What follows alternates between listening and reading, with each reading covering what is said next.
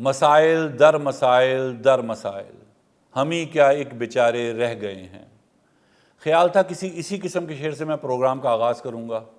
لیکن یہ آفتاب اکبر کی خوش قسمتی ہے کہ اس کو اپنے دوسرے ہی پروگرام میں 2 خوشخبریاں سنانے کا موقع مل رہا ہے۔ پہلی خوشخبری تو وہی جو پاکستان اور سعودی عرب کا معاہدہ ہوا ہے، اور دوسری خوشخبری میں پروگرام کے آخر میں آپ کو بتاؤں گا۔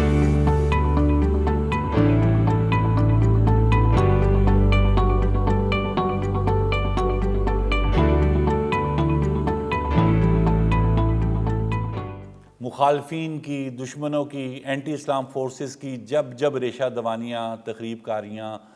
لفظ برا ہے لیکن میں استعمال کروں گا، حرام کاریاں بڑھی ہیں، اللہ تعالیٰ نے غیب سے کوئی نہ کوئی مدد مسلمانوں کو ضرور بھیجی ہے۔ SMDA strategic mutual defence agreement,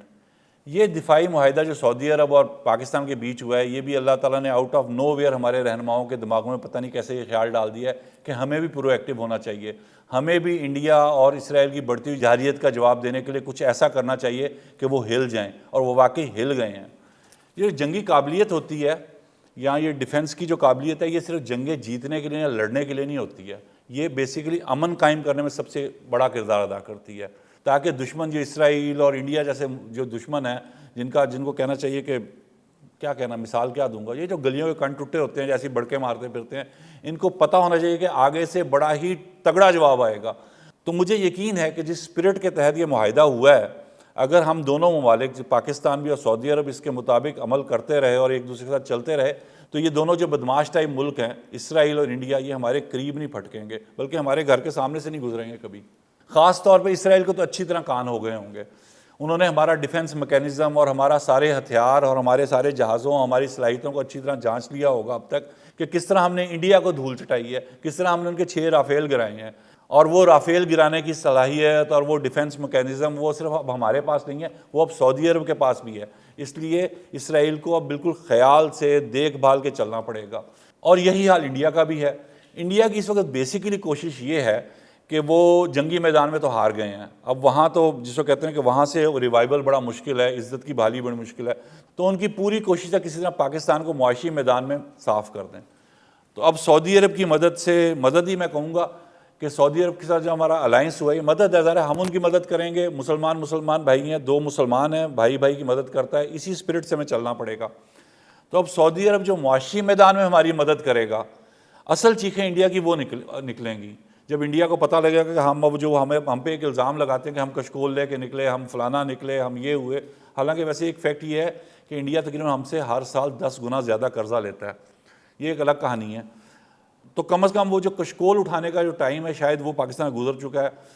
کچھ دفاعی ماہرین کا خیال ہے کہ پاکستان کے قرضے اب ہوا بن کے اڑ جائیں گے، ایسا ہو سکتا ہے اور ایسا ہونا بھی چاہیے۔ یہ خود سعودی عرب کے مفاد میں ہے کہ پاکستان مقروض نہ ہو، پاکستان کسی کے پریشر میں نہ ہو، پاکستان ایک بالکل انڈیپینڈنٹ ریاست ہو جو صرف اور صرف مسلمانوں کی بقا، مسلمانوں کے فائدے کے لیے اور اس ایریا میں امن قائم کرنے کے لیے اور خاص طور پہ اسرائیل کو کاؤنٹر کرنے کے لیے اپنی ساری کی ساری توانائیاں خرچ کرے۔ ایک بات میں پاکستان کے رہنماؤں اور سعودی عرب کے رہنماؤں کو ضرور کہنا چاہوں گا کہ یہ وہ وقت ہے جب اسرائیل بھی اور انڈیا بھی ہر طرف سے آپ پہ اٹیک کرے گا، مس کمیونیکیشن پیدا کرنے کی کوشش کرے گا، وہ اپنی جو ان کی سوپش قسم کی صلاحیتیں ہیں کہ ادھر کی بات ادھر، ادھر کی بات ادھر کر کے اور مس کوڈ کر کے، مس لیڈ کر کے،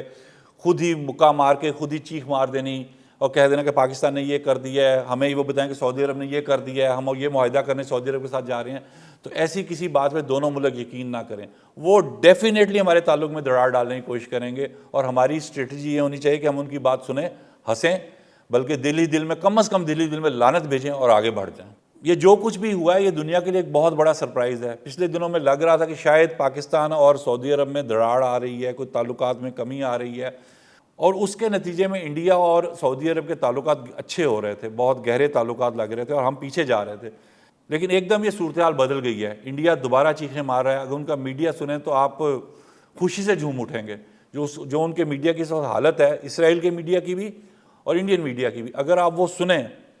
تو آپ کا دل جھوم اٹھے گا۔ یہاں میں ضروری سمجھتا ہوں کہ ذوالفقار علی بھٹو اور ڈاکٹر عبد القدیر خان کا ذکر بھی کیا جائے،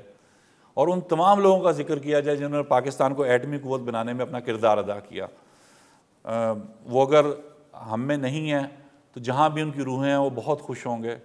اور اگر وہ ہم میں ہی ہیں اور جس حال میں بھی ہیں، ظاہر ہے وہ سب بزرگ ہوں گے جس دور کی یہ کہانی ہے، تو ان کا دل کر رہا ہوگا کہ وہ اٹھیں اور اپنے بچوں کے ساتھ ناچیں گائیں، خوشیاں منائیں۔ عام پاکستانی اس معاہدے کو شاید کوئی خاص بات نہیں سمجھ رہے ہیں، لیکن میں آپ کو پورے وثوق سے بتا رہا ہوں کہ یہ شاید اس صدی کی سب سے بڑی خبر، سب سے بڑی خوشخبری ہے مسلمانوں کے لیے۔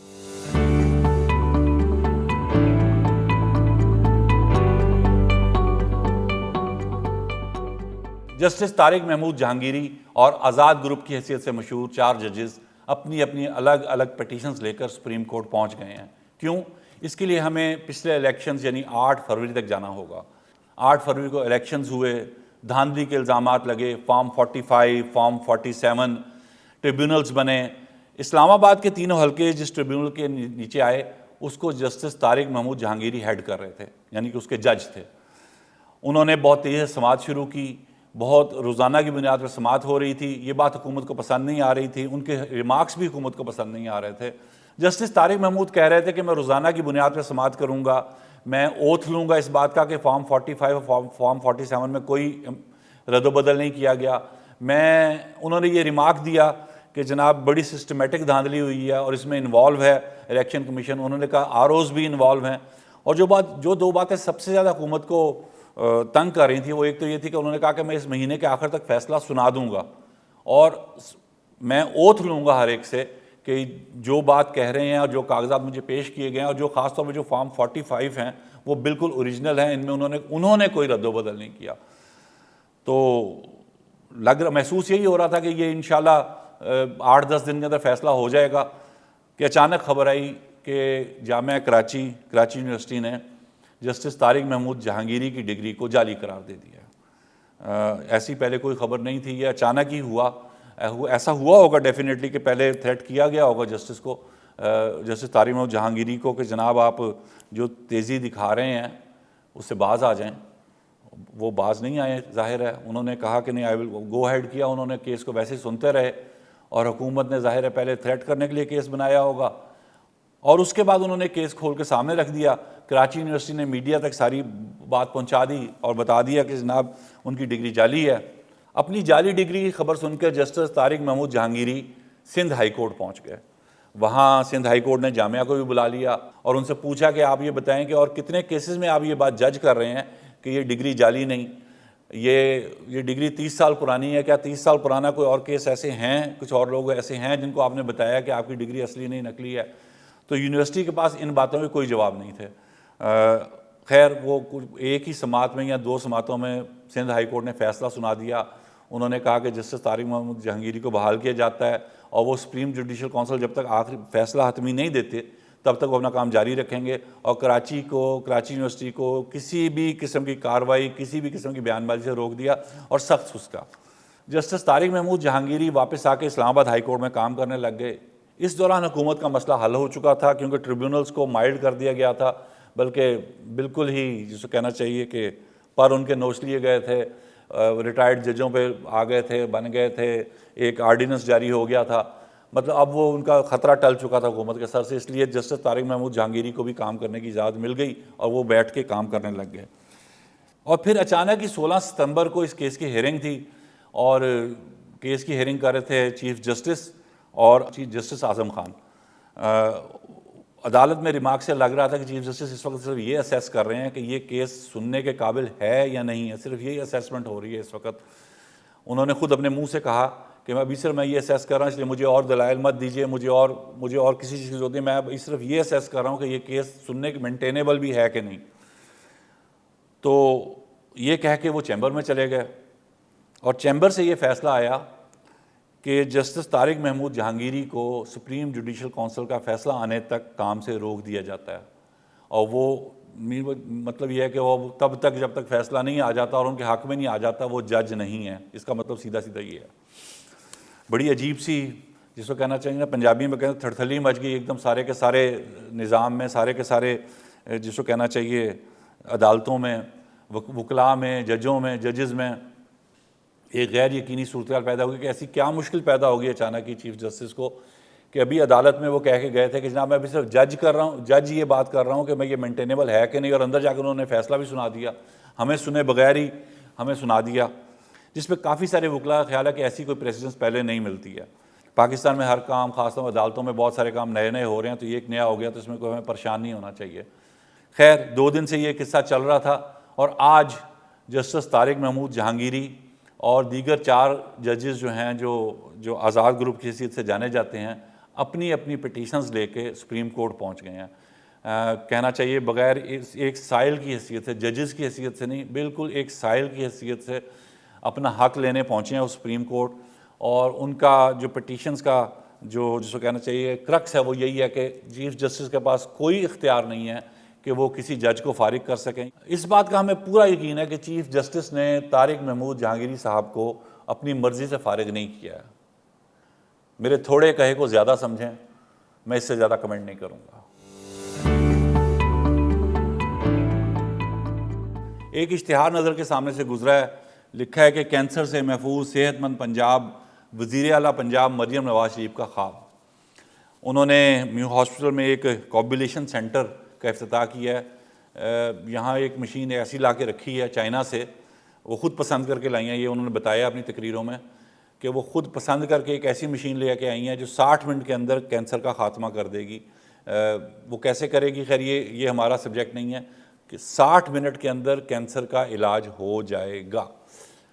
حسب معمول اس بیان کے بعد سوشل میڈیا پہ ایک ادھم مچا ہوا ہے، وہ مریم نواز جی کے حامی کہہ رہے ہیں کہ یہ بالکل ٹھیک ہے، جو دوسرے ہیں وہ کہہ رہے ہیں کہ ایسا کیسے ممکن ہے، اگر ایسے ہوتا تو امریکہ جہاں بہترین کینسر کا علاج تو یہ مشینیں ادھر بھی ہوتی۔ ہو سکتا ہے، کیوں نہیں ہو سکتا، ایسا ہو سکتا ہے، ایسی مشینیں بن سکتی ہیں، اس پہ کیوں حیرانی ہے آپ لوگوں کو کہ ایسی کوئی مشین نہیں بن سکتی ہے؟ وہ صرف اس وجہ کہ مریم نواز لے کے آئی ہیں اس لیے آپ یقین نہیں کرنا چاہتے، تو یہ غلط ہے۔ اگر ایسی مشین ہے تو ہمیں اپریشیٹ کرنا چاہیے۔ لیکن یہاں میں مریم نواز جی کو ایک مشورہ دوں گا کہ یہ اعلان آپ نے ایک دفعہ کر دیا، آپ خود یہ اعلان مت کیجئے۔ آپ ڈاکٹرز، پاکستان کے ٹاپ 5 10 کینسر کے ڈاکٹرز کو بلائیے، ان سے بات کیجئے، وہ آ کے جب ٹی وی پہ بتائیں گے کہ پاکستان میں ایک مشین ایسی آ گئی ہے جو 60 منٹ کے اندر کینسر کا علاج کر دیتی ہے، تو کوئی آگے سے بولنے کے قابل نہیں رہے گا، کوئی آپ کی طرف انگلی نہیں اٹھائے گا، کوئی آپ کا مذاق نہیں اڑائے گا، اڑا ہی نہیں سکتا۔ ظاہر ہے جب 10 ڈاکٹر کہہ رہے ہوں کینسر کے کہ یہ طریقہ علاج ہے، اور یہ بہت بڑا کارنامہ ہے ہماری وزیر اعلیٰ کا کہ وہ یہ طریقہ علاج پاکستان پنجاب میں لے آئی ہیں، تو کمال ہو جائے گا۔ ظاہر ہے ہر کوئی آپ کی تعریف کرے گا، لیکن مسئلہ یہ ہے کہ آپ ایسا نہیں کر رہی ہیں، آپ کو یہ مشورہ نہیں دیا جا رہا۔ تو میرا آپ کو یہ مشورہ ہے کہ آپ اشتہار بازی بالکل بند کر دیں، خود بھی اس بارے میں بات نہ کریں، ڈاکٹرز سے یہ بات کروائیں، ڈاکٹر سے اس مشین کی تعریف کروائیں، ڈاکٹر سے اپنی تعریف کروائیں کہ پاکستان کی عوام کے لیے، خاص طور پہ پنجاب کی عوام کے لیے آپ نے اتنا بڑا کارنامہ کیا، تو سب آپ کو دعائیں دیں گے۔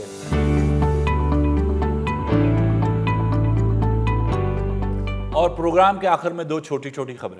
خبریں چھوٹی ہیں لیکن شاید بہت بڑی خبریں ہیں اگر دیکھا جائے تو۔ پہلی خبر یہ ہے کہ جس سے بابر ستار نے چیئرمین پی ٹی اے کو معطل کر دیا تھا، وہ اسلام آباد ہائی کورٹ گئے، وہاں ان کو سیم ڈے، اسی دن، جس کو ہم پنجابی میں کہتے ہیں کھڑے پیری ہی، ہمارے جسٹس سسٹم نے بحال کر دیا۔ بہت خوش قسمت انسان ہے چیئرمین پی ٹی اے کہ ان کو اتنا، کم از کم پاکستان میں کوئی ایسا ہے جس کو اتنا تیزی سے انصاف ملا، میں ان کو مبارکباد دیتا ہوں۔ ان کا نام ہے جناب جنرل ریٹائرڈ حفیظ الرحمان صاحب۔ تو جنرل ریٹائرڈ حفیظ الرحمان صاحب، آپ کو بہت بہت مبارکباد ہو کہ آپ پاکستان کے اس کلاس میں سے ہیں جن کو انصاف فوراً مل جاتا ہے۔ اس کے ساتھ دوسری خبر ہے جی، جو خوشخبری ہے، جو واقعی ریئل خوشخبری ہے پاکستان کے لیے۔ ایک اور میں نے آپ کو شروع میں بھی کہا تھا کہ میں آج آپ کو 2 خوشخبریاں دوں گا، ایک پاک سعودی معاہدے کی خبر دی آپ کو، دوسری خوشخبری یہ ہے کہ پاکستان تاریخ میں پہلی مرتبہ 2600 ارب روپے ڈیو ڈیٹ سے پہلے ادا کرنے میں کامیاب ہو گیا ہے۔ 26 ارب روپے کا جو قرضے کی ہم نے ادائیگی کرنی تھی، وہ ڈیو ڈیٹ سے پہلے ہم نے ادا کر دی ہے۔ یہ نہیں کہ ہم کلیم کریں گے ہم کر دیں گے، کر دی ہے۔ یہ بہت بڑی خوشخبری ہے۔ اللہ تعالیٰ پاکستان کو اسی راہ پہ چلائے، ہمیں کسی سے قرضہ لینے کی ضرورت نہ رہے، ہم اپنا سارا قرضہ واپس کر سکیں، بلکہ میں تو یہاں تک کہوں گا کہ پاکستان قرض دینے والا ملک بن جائے۔ اللہ سے دعا گو ہوں کہ ایسا ہو۔ یہ دعا کچھ زیادہ ہے، تھوڑی سی مین لگتی ہے، لیکن اللہ سے دعا بڑی مانگنی چاہیے۔ اللہ تعالیٰ ہمیں ایسا بنا دے، ایسا ملک بنا دے کہ ہم لینے والے نہیں دینے والے بن جائیں۔